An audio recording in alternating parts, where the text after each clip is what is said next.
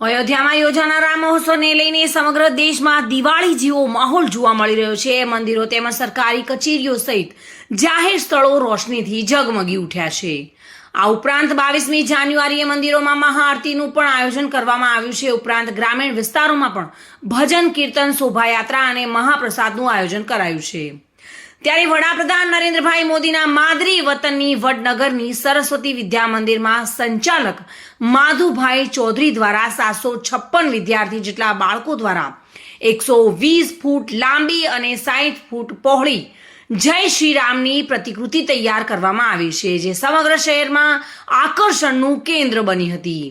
આ પ્રસંગને સફળ બનાવવા માટે શાળાના શિક્ષકો, વાલી મંડળના સભ્યો સહિત ભારે જહેમત ઉઠાવવામાં આવી હતી અને કાર્યક્રમનું સંચાલન નિવૃત્ત પ્રોફેસર રણજીતસિંહ રાઠોડે કર્યું હતું। સમગ્ર કાર્યક્રમને સફળ બનાવ્યો હતો। Reena Parmar, today news, Gujarati.